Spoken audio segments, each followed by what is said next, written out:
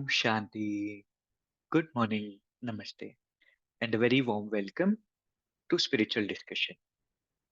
कई बार हम अपनी लाइफ को देखते हैं, सब कुछ हम कर रहे हैं, चाहे बचपन से हम ऑब्जर्व करें, चाहे प्रेजेंट को देखें और कर भी इसलिए रहे ताकि लाइफ का एक्सपीरियंस अच्छा हो, ताकि हम खुश हो।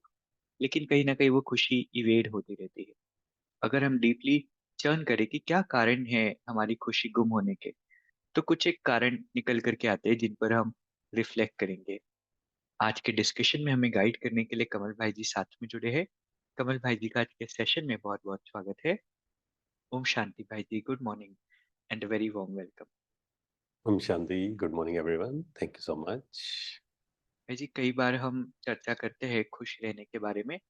पहले भी हमने चर्चा की, और जब इस पर स्टडी कर रहे थे कि क्या रीजंस निकल करके आते हैं कि हमारी खुशी गुम हो जाती है, तो कुछ एक रीजंस है जिनमें से दो रीजंस आज हम आपसे डिस्कस करना चाहेंगे। तो पहला रीजन है भाई जी, कहीं ना कहीं इन्वायरमेंट का बहुत फर्क पड़ता है। जो इन्वायरमेंट में हमने अपने आप को रख रखा होता है, वही हमें नीचे खींच रहा होता है, खुश नहीं होने देता। तो क्या प्रभाव इन्वायरमेंट का होता है, एक्चुअल में इन्वायरमेंट का मीनिंग भी क्या होता है, ये हम समझना चाहेंगे। बिल्कुल, देखिए हमारा जो एनवायरनमेंट है ना, वही एक्चुअल में उसका इम्पैक्ट तो होता ही है। अब दोनों चीज़ें हैं, उसको थोड़ा डिटेल में समझना पड़ेगा कि एक है कि हमारा इफेक्ट जो है वो एनवायरनमेंट पर हो, ये भी होता है। एक है कि एनवायरनमेंट का इफेक्ट हम पर हो, है ना। अगर हम कमज़ोर हैं, मान लीजिए हम लो एनर्जी में हैं और एनवायरनमेंट भी ऐसा है, लो है, तो क्या होगा, हम और लो होते जाएंगे।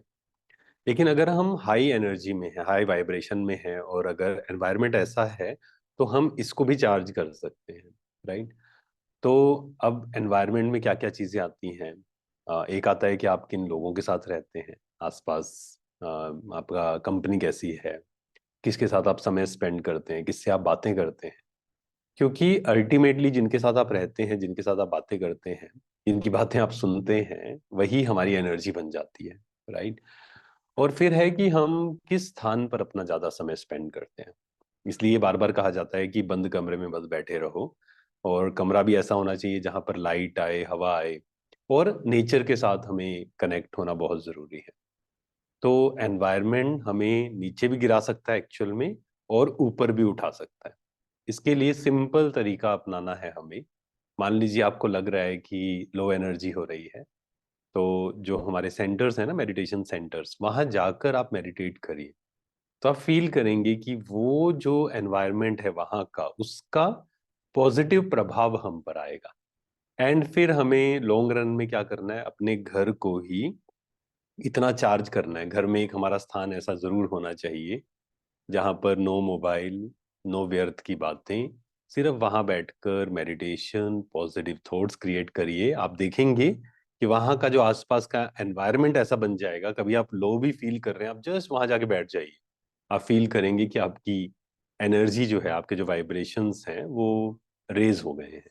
तो ये एनवायरनमेंट को अगर लो फील हो रहा है, खुशी गायब हो रही है, तो वो थोड़ा सेल्फ रिफ्लेक्ट करना करना पड़ेगा कि कहीं मुझे एनवायरनमेंट को चेंज करने की ज़रूरत तो नहीं है। कहीं कुछ चीज़ें, मतलब किस स्थान पर मैं बैठ रहा हूँ उसको कैसे मैं पॉजिटिव कर सकता हूँ, या फिर अपने वाइब्रेशंस को किसी स्थान पर जाकर पावरफुल कर सकता हूँ, या अपने जो कंपनी है उसको कैसे मैं चेंज कर सकता हूँ। तो इस पे थोड़ा सा सेल्फ रिफ्लेक्ट करना पड़ेगा। राइट भाई जी। लेकिन भाई जी, कई बार हम अपनी कंपनी सिलेक्ट नहीं कर सकते। जो रिलेटिव्स हमारे हैं भी, उनको हम चेंज नहीं कर सकते। इवन जो हमारे फ्रेंड सर्कल होता है, अगर हम कॉन्शियसली डिसाइड करते हैं कि अभी इस सर्कल में मुझे टाइम स्पेंड नहीं करना है, तो फिर उनकी भी कंप्लेंट्स ये शुरू हो जाती है कि अ, आप बदल गए हो, स्पिरिचुअलिटी में जाने के बाद आप हमसे मिलते नहीं हो, बात नहीं करते हो। तो ये भी एक चैलेंज सामने खड़ा हो जाता है। बिल्कुल, एक्चुअली बहुत सुंदर ये क्वेश्चन है, क्योंकि कई बार ऐसा लगता है हमें कि आध्यात्मिकता मतलब है किसी से बात नहीं करना, है ना। जैसे अभी ये बात सुनी तो भी कई लोगों के मन में आ रहा होगा कि इसका मतलब है कि हम बात करना छोड़ दें, और घर में तो नेगेटिव लोग अगर हैं तो क्या उनसे बात करना ही हम छोड़ दें। हम ऐसा नहीं करें, बात करना हम छोड़ दें, पर पूरा दिन भर तो बात करने की जरूरत नहीं है ना। व्यर्थ की बातें, मान लीजिए आप बैठे हैं, व्यर्थ की बातें हो रही हैं, बस बैठे हैं, हम टीवी देख रहे हैं। क्यों ऐसा हो रहा है? क्योंकि हमारे जीवन का कोई लक्ष्य नहीं है। आप सोचिए कि आपका 2 महीने के बाद एक इंटरव्यू है, ठीक है? अब क्या होगा? क्या आप ऐसे समय वेस्ट करेंगे? आप कहेंगे नहीं, मुझे इंटरव्यू क्लियर करना है, मेरा लक्ष्य है, मुझे पढ़ना है, ठीक है 10 मिनट में आपके साथ बैठा, लेकिन मुझे अब अपना पढ़ाई पर ध्यान देना है। ऐसे ही जीवन का लक्ष्य होना चाहिए। हर दिन का एक्चुअल में लक्ष्य होना चाहिए कि आज मुझे क्या करना है, आज मैंने कहाँ समय स्पेंड किया। पर जब हम अच्छी चीजों में बिजी होंगे, बिजी होना बहुत जरूरी है, बिजी एंड इजी। बिजी जब होंगे तो क्या होगा, ऑटोमेटिक नेगेटिव चीजों से हमारा ध्यान हट जाएगा। और खुद को इतना पावरफुल बनाना, जैसे कहा ना कि जरूरी नहीं है हमेशा कि लोगों की नेगेटिव वाइब्रेशन का प्रभाव हम पर पड़ेगा ही, ऐसा जरूरी नहीं है हमेशा। जैसे फॉर एग्जांपल जो थेरेपिस्ट हैं, काउंसलर्स हैं, तो वो तो दिन भर नेगेटिव बातें सुनते रहते हैं लोगों की, लेकिन उनको ये सिखाया जाता है कि डिटैच होकर सुनिए, है ना? ऐसा ना हो कि उनकी नेगेटिविटी, उनके साथ ये हुआ वो हुआ, हम उनके दुख में ही दुखी हो जाएं, तो वो थेरेपी करने वाले को खुद को थेरेपी की जरूरत पड़ेगी ना। तो अपने आप को डिटैच करना हमें सीखना है। अपने आप को ये सीखना है कि उनकी नेगेटिव चीजों का प्रभाव हम पर ना आए। एंड हर दिन मुझे मेडिटेट करके अपने आप को इतना एम्पावर करना है कि हमारे पॉजिटिव वाइब्रेशन का प्रभाव दूसरों पर पड़े। पर उसके लिए अपने को बिजी करना, बाउंड्रीज को सेट करना, समय को सेट करना कि अगर मुझे बात करनी ही है तो 10 मिनट 15 मिनट, बस इतनी देर, फिर मुझे अपने काम में बिजी होना है। तो दोस्तों को या रिलेटिव्स को, या जो हमारे घर में रह रहे हैं, या पिता माता हो, भाई बहन जो भी हो सकते हैं, तो उसको ऐसा तो नहीं है छोड़ के चले जाना है, क्योंकि वो तो सिंपल स्टेप है ना, घर छोड़ के चले जाओ।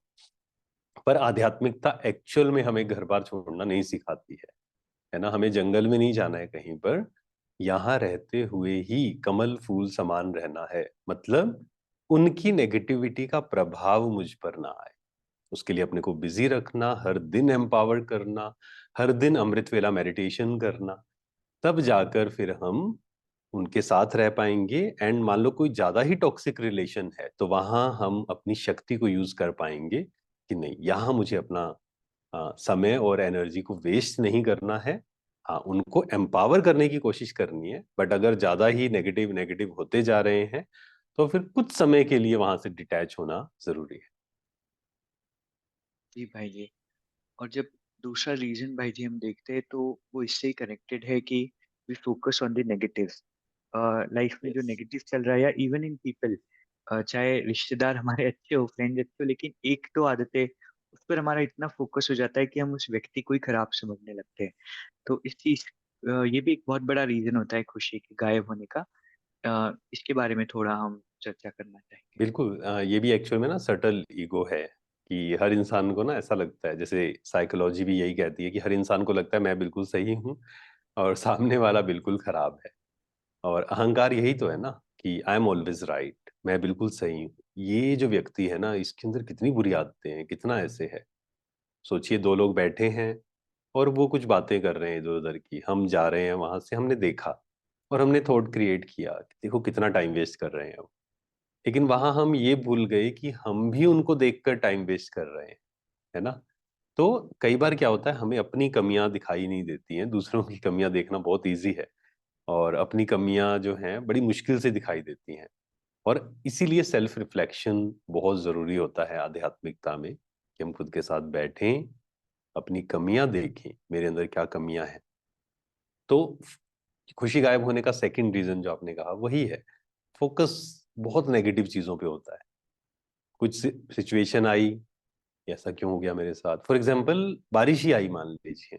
कई लोगों का माइंडसेट कैसा होता है कि बारिश आ गई, अब ऐसे होगा, अब बाहर नहीं निकल पाएंगे, अब मौसम चेंज हो जाएगा। मतलब उसका जो पॉजिटिव साइड है उसको नहीं देखा, नेगेटिव को देखा। फिर घर में जो लोग रहते हैं उनकी भी नेगेटिव चीजों को देखकर देखकर बार बार नेगेटिव फील करना, होगा क्या उससे? जब हम किसी व्यक्ति का बार बार नेगेटिव देखते हैं, उससे बात करने का हमारा मन नहीं करेगा, उसको देखकर ही हमारी खुशी गायब हो जाएगी, है ना? वो सामने आएगा, हमारे क्या थॉट चलेंगे, देखो ऐसा है, ये फिर से ऐसे आ गया। अच्छा, वो कुछ अच्छा भी बोलेगा ना, तो मिलेगा देखो बोल तो बहुत अच्छा रहा है, असली में तो बिल्कुल ऐसा नहीं है, ये ऑपोजिट है। तो अगर खुश रहना है दूसरों की विशेषताएं देखना, सिर्फ देखना नहीं, प्लस दूसरों की विशेषताएं वर्णन करना, एप्रिशिएट करना सामने वाले को। दूसरे की विशेषता देखिए, प्लस माइनस सब में है। हम क्यों उसके कचरे को देख रहे हैं, क्यों नेगेटिविटी को देख रहे हैं? तो हमें पॉजिटिविटी को देखना है एंड सामने वाले को भी एम्पावर करना है। क्योंकि दिन भर, मान लीजिए एक बच्चा है, उसको दिन भर नेगेटिव नेगेटिव नेगेटिव तो हर जगह से मिल रहा है। एक टीचर या पेरेंट को क्या चाहिए कि वो उसमें विशेषता देखे एंड उसको अप्रिशिएट करे, उसको एम्पावर करे, ताकि उसके अंदर वो शक्ति आए कि मैं कर सकता हूँ कुछ, आई एम पावरफुल, राइट? तो दूसरों की विशेषताएं देखना शुरू कर दीजिए, सिचुएशंस में भी पॉजिटिव देखना शुरू कर दीजिए, या जिसको हम कह सकते हैं सॉल्यूशन ओरिएंटेड माइंडसेट। तो फिर हमारी खुशी जो बार बार गायब होती है, वो गायब होनी बंद हो जाएगी। राइट भाई जी, तो बहुत इम्पोर्टेंट है कि हम पॉजिटिव्स की तरफ देखें, और दो रीजन मेन यही निकल करके आते हैं कि एक तो इन्वायरमेंट, दूसरा हम ही नेगेटिव पर फोकस करते हैं और फिर हमें सब कुछ ही नेगेटिव लगने लगता है। आज बहुत इम्पोर्टेंट टॉपिक पर हमारी चर्चा रही, इस पर सेल्फ रिफ्लेक्ट हम करेंगे और सराउंडिंग्स को भी चेंज करेंगे और कॉन्शियसली डिसाइड करेंगे पॉजिटिव देखने का। अगले कुछ पॉइंट के साथ हम फिर मिलेंगे। आपके कुछ भी प्रश्न हो तो कमेंट बॉक्स में आप पूछ सकते हैं, ताकि अगले सेशन में उन्हें भी हम ले। आज के इस खूबसूरत सेशन के लिए आप सभी का, परमात्मा का और भाई जी का बहुत बहुत शुक्रिया। Om thank Shanti you. भाई जी। Om Shanti. Thank you very much. तो बहुत सारे पॉइंट्स अभी बचे भी हैं, वो आगे हम चर्चा करेंगे। और आज इन दोनों पे हम अच्छे से काम करेंगे अगले 3 डेज के लिए, और फिर संडे को हम दोबारा से मिलेंगे। ओम शांति। चलिए 2 मिनट हम मेडिटेट करते हैं। 2 मिनट के लिए सब बातों से फ्री हो जाएं।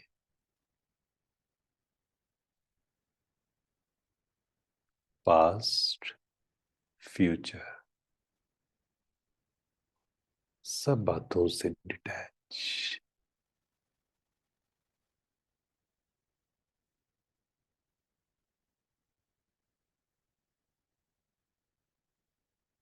मन बिल्कुल शांत। विजुअलाइज करें सेंटर ऑफ फोरहेड एक चमकता हुआ सितारा, पॉइंट ऑफ लाइट।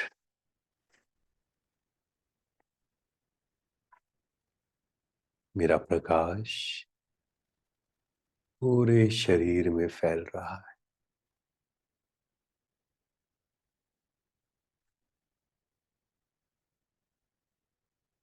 मेरा ध्यान नेगेटिव की ओर नहीं, पॉजिटिव की ओर है। I am more powerful than situations. जितना शक्तिशाली बनेंगे, उतना ही हमारी खुशी इंक्रीज होगी। हम हर बात पर, छोटी छोटी बातों पर डिस्टर्ब नहीं होंगे। मैं शक्तिशाली हूँ। ओम शांति। शुक्रिया। शुक्रिया।